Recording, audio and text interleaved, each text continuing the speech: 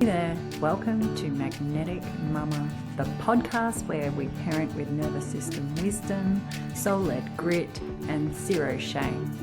I'm Steph, a holistic nurse, writer, and a mum who is keeping it real in the chaos.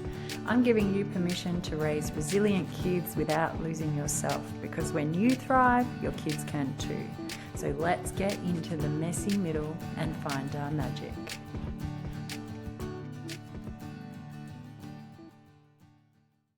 Hey there, this is Magnetic Mama, Steph, coming to you from the Swiss Alps in St. Moritz. Can you believe it? So I'm sitting here in our Airbnb. Behind me are the beautiful Swiss mountain Alps that you might be able to see some speckle of lights of the houses and of the village behind me. It is absolutely beautiful here. The mountains feel so close, but not like looming, just present. They're huge. They are ginormous. Biggest mountains I've ever seen. And I've seen a few big mountains these days in my lifetime. And what keeps landing for me is this. This isn't my first time here. 16 years ago, I came to Switzerland with my hubby, now hubby, and it was just the two of us. We were young, we were free, life was fun. I think we might have had a house mortgage, but nothing was set in stone. We were still, in that phase of life is good and easy. So Switzerland is where he proposed to me, actually, and St. Moritz is where he rang my dad to ask for permission. So now we're here with our kids, and what it feels like is that we are sharing something like a time in our life that was pretty cool. We felt good about being at the beginning of our careers and launching into this deeper relationship, and now bringing the kids back and sharing that with them it's a big deal, I guess, in a way, but it's also been really nice to be able to do that. So this trip isn't just about travel, it's a bit of a return. And before we left Australia, I did a bit of a pause. I cleansed my energy to kind of make sure when we were traveling to these new countries and different places, because we also did a stop in Abu Dhabi, which I've never been before. And I do this every time before we travel. It's like grounding and cleansing and kind of offering energetically some gratitude, and to let the space know that we're coming with peace and harmony, that we're not coming to take anything or be destructive. We're there to explore and connect and absorb the energy of the space. So I did a little home ceremony before we left to kind of create this space for a good trip. And so far, so good, because travel isn't just about movement across land, it's also movement across time. And Aruna said he wanted to come back here because the memories were good ones, and because this place held the energy of who we were, young, open, and adventurous. We wanted to tap back into that energy in this part of our life and share that with our kids, and not to relive what was, but to weave it all in to move forward and to really share something special with our kids. So we are traveling with a tween and teen, and if you're parenting in this phase, you'll know something quietly shifts here, and it's a different type of travel, because they don't need you in the same way, right? But they still need me, us. And traveling at this age isn't about entertaining them, really. It's more about witnessing them and letting them see who we were and are, and also helping them understand where their story began, actually. So this trip has been about saying to them, this is a part of you too. Now, this is not type of postcard travel, although I have been trying to capture some beautiful images, but my camera's not quite doing it justice, and my photography is not quite doing it justice either.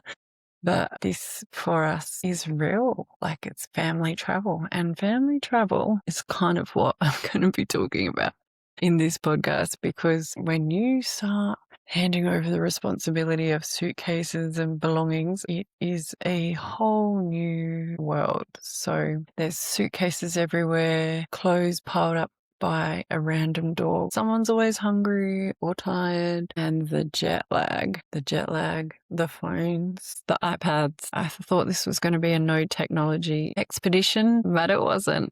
And it hasn't. So there's lots of dancing and looking at themselves in the mirror. That's Charlotte in the background, plugging in her iPad and then having a dance in the mirror, like a TikTok style, just chiming in as a part of the podcast. We've been going to bed, like the jet lag has been nuts. We have been going to bed by maybe 7 at the latest and getting up super early. But anyway, back to what I was saying, because when kids are exhausted, disorientated, oh my God, so disoriented and far from home, I guess the phones for them are a bit of a regulation tool. So that's maybe their space of tuning in to what's happening at home, or also, you know, watching their shows. We're into Stranger Things and one's into mermaids, would you believe? So it's just something that helps at times when it's needed to calm and center,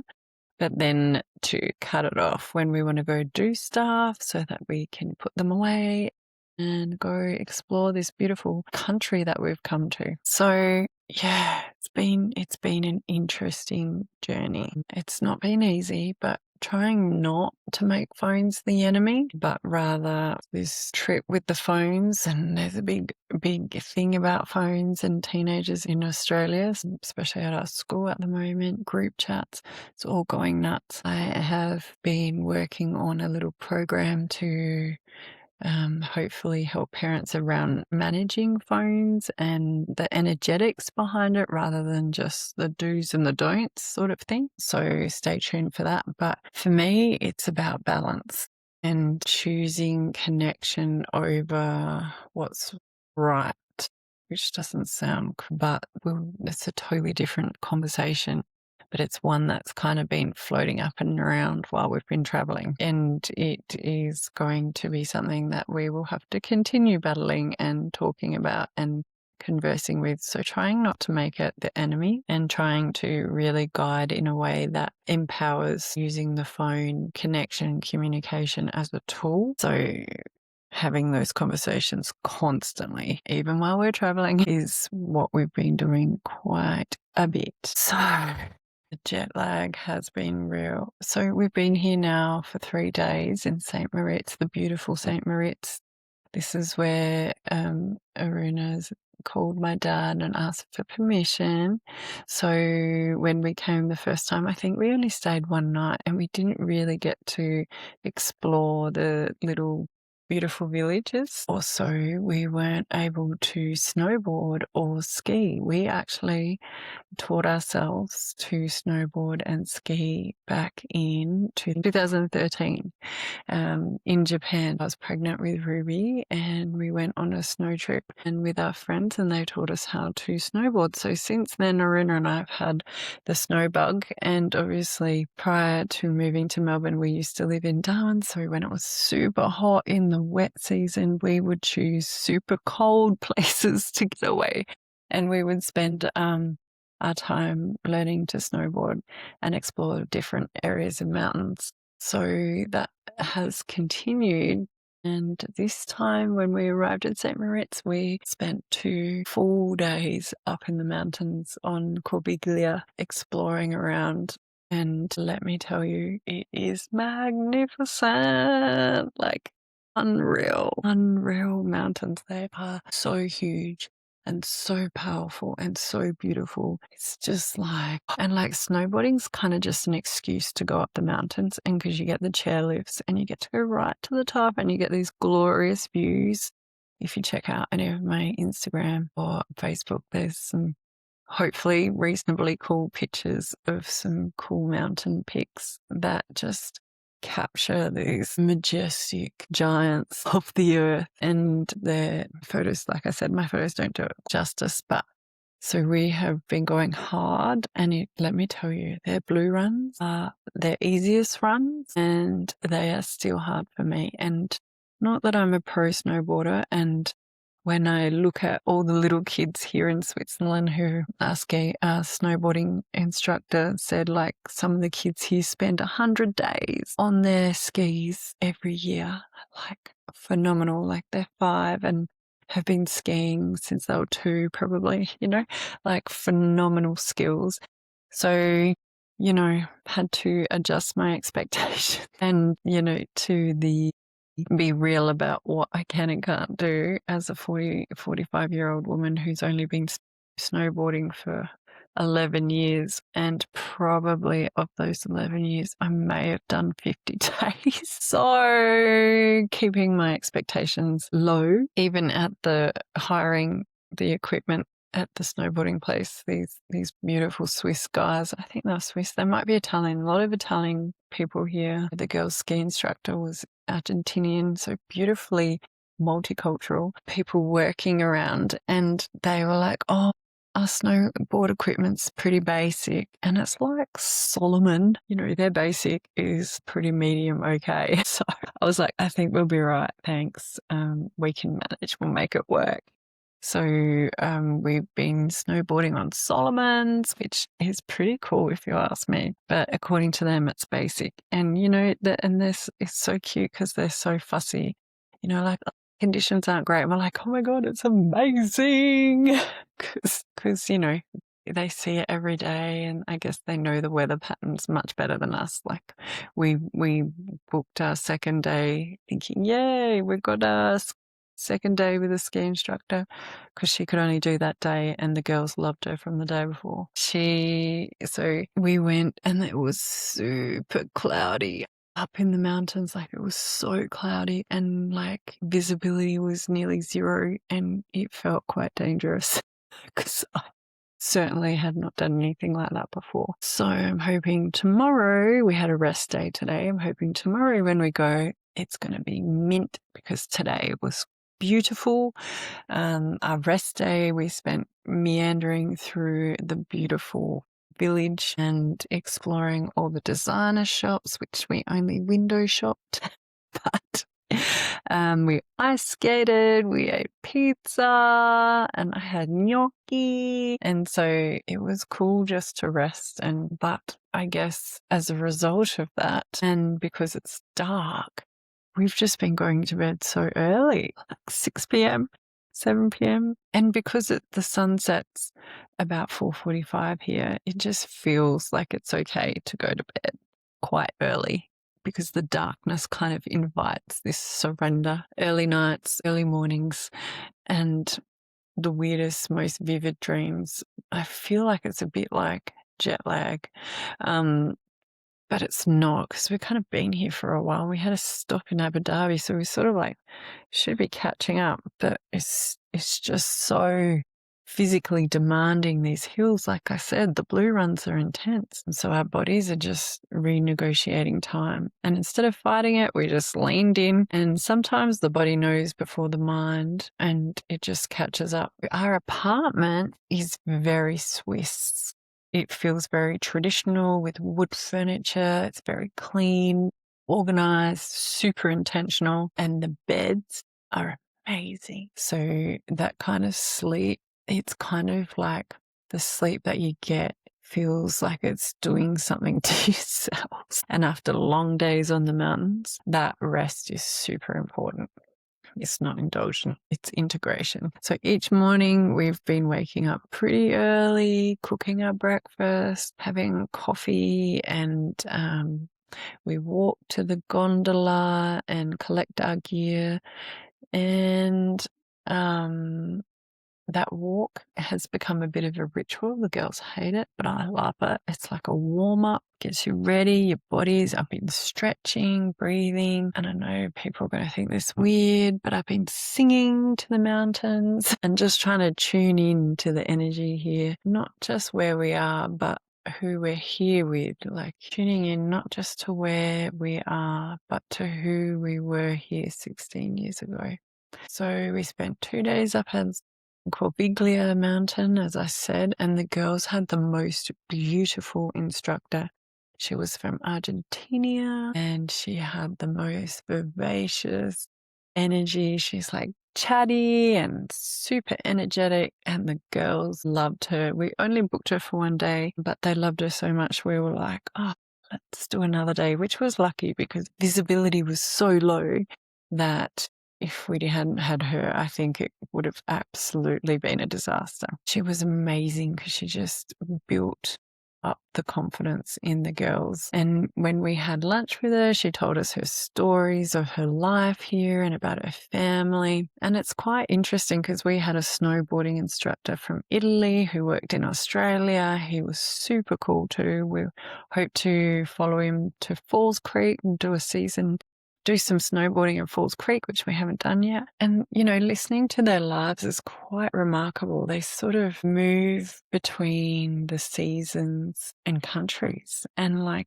they meet all sorts of people from ultra wealthy to the quietly ordinary, and they're constantly adapting. The first day, actually, she pulled us aside and praised our girls, and she said they were kind, they were fun, and she really enjoyed working with them. And something about that softened in me because sometimes it takes a stranger in a foreign place to reflect back the quiet work that we've been doing for years. And in that moment, Aruna and I thought, this is kind of why we came back. It's like St. Moritz is so fascinating, and the snow culture and the mountains, there's something really beautiful here, and it's been really special to be able to share that with the girls, whether they fully absorb and appreciate that now, but hopefully building those memories and capturing those moments that we'll talk about forever in our lifetimes and laugh about. There's been a few funny moments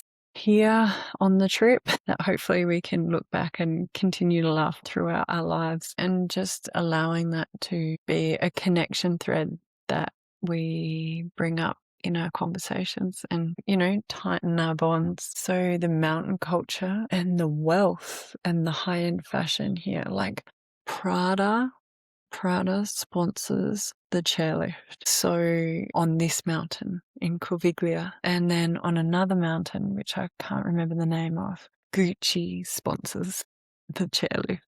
So this place is wealthy, and there's high-end fashion. Like the village we were in today has all the designer label big shops, and it is gorgeous. I don't buy those things, but I love to look at them and be inspired by them. So where the high-end fashion sits right alongside the ancient peaks, it's a real fascinating combination. And there's a big lake here in St. Moritz that they set up this kind of festival, which is, the bee's knees mecca of snow festivals, of, designer headwear and faux fur. I hope they're faux. I'm assuming they're faux.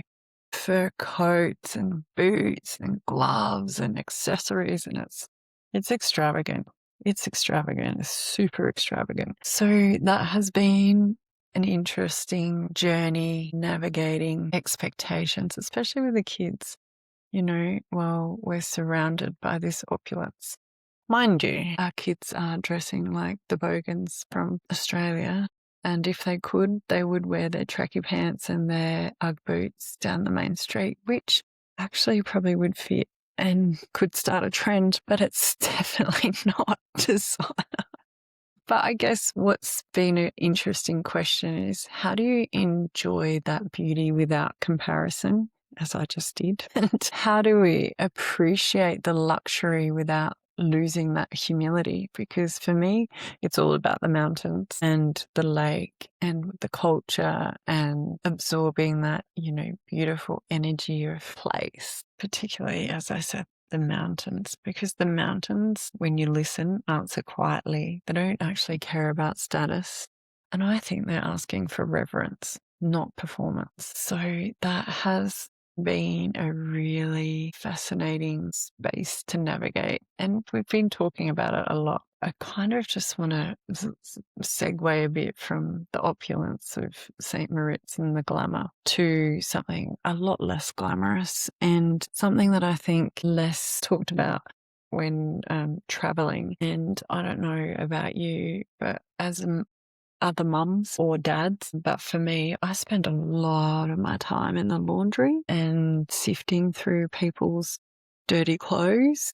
And when you travel and you don't have a laundry, oh my God. So we rented this place that had listed that it had a laundry, and other places we've stayed on the mountains, they've had in apartment little sliding doors where you can wash and dry your clothes. So we thought the same for this, but this one doesn't. No. So we've been traveling for a week and I have not been able to wash my clothes. So I thought I had it all sorted. I had some coins that the beautiful Argentinian ski instructor gave me, and we've had trouble buying the right washing powder because we can't read the Swiss German instructions. So I bought, what I thought were the environmentally friendly paper waves to wash my clothes because I thought I was going to chuck them into the washing machine and do what I do in Australia. But no, I bought the wrong thing. I don't know what I bought. Don't know what it does, but it had pictures of put in the washing machine with clothes, so I thought I'd bought the right thing. Anyway, the apartment here doesn't have a in-house laundry, so I had to navigate myself down to the basement where the laundry has 2 washing machines for the whole building, so both of them are operating. Then I couldn't even read the instructions in English. Like I couldn't understand what they were trying to say in English about the 4 francs, but it only cost, I've got no idea. Anyway, I didn't have 4 francs. I had 3 francs, and then I put 1 in the machine, and now I have 2, and I don't have any wash clothes.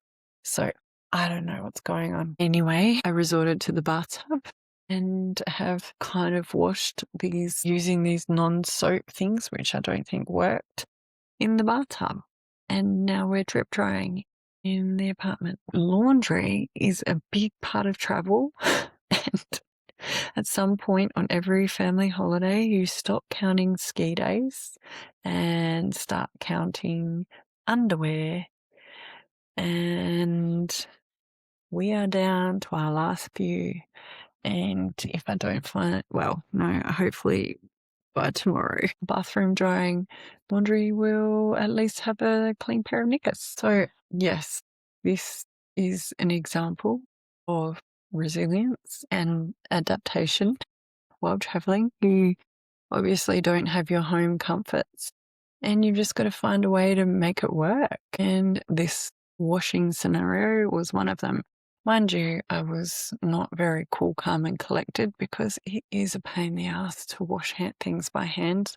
And I know that's very privileged of me to say that, but I have become accustomed to washing everything in my washing machine, and I do my own washing, but I hate washing things by hand. So yeah, that's been a drama. But I guess that, again, is a part of the travel scenario, and it's definitely not perfect. But being here now with our kids feels like we're closing a loop. 16 years ago, this place held possibility, and now it kind of holds perspective. We didn't come back to relive our youth. We came back to honour it and to show our kids where love grew and where choices were made, where a family story began. This trip isn't over. We've still got some other places to go where Aruna actually proposed to me, and we're going to take the girls on the train where he was going to propose, but we had an argument. So he delayed the process. Anyway, we're taking the kids on that journey. If this episode has stirred anything in you and given you hope for family travel in the future and allowing yourself to go back to places with fresh eyes and fresh intentions, that it is totally possible if you want it to be. And traveling with teens and tweens is a journey, and they're watching you and you're watching them, and it's a full exchange. It's no longer, I'm not carrying all their stuff and doing all the stuff for them. They've got their own suitcases and they're responsible for their own stuff. And, it's been an interesting, expansive experience, which I hope will give them life skills and tools to help them flourish in the future. So I always think I've always loved traveling. I've always loved connecting with cultures and environments and different places, and hopefully learning and expanding my consciousness and growth, hopefully leaving a positive trail behind wherever I go. And hopefully by doing this with my kids and giving them this experience, that they can fall on these memories, not only to expand their consciousness, but also understand who we are as just humans. And yes, we're their parents, but we're also humans, and we have a story, and they will have their story too. So it's been a really beautiful journey so far, and I feel deeply grateful to be here in St. Moritz. And I hope you got a bit of a giggle out of some of what I've said today, and you share with me some of your stories of traveling with kids. It's not always easy as it looks. It's not those Instagram posts that I have been posting that look all like, yay, beautiful. The background is, lots of back and forth and hoo-ha in between. So, but that's all a part of the process. So yeah, interesting to go back to different parts of yourself and different versions of yourself, but merge them into where you are at right now. So thank you for being here, and thank you for listening, and hope that you find your space and joy with your kids and build relationships that feel healthy and deeply connected, and give them the strength and confidence to be the best versions of themselves, as I hope for you. So this is Steph, Magnetic Mama, signing off from St. Moritz, and I will see you next time.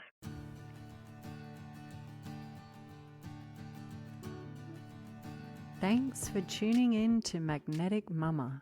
Remember, your calm is contagious. Breathe deep, soften your shoulders, and keep loving through the messy middle. I'm Steph, your Magnetic Mama. See you next time.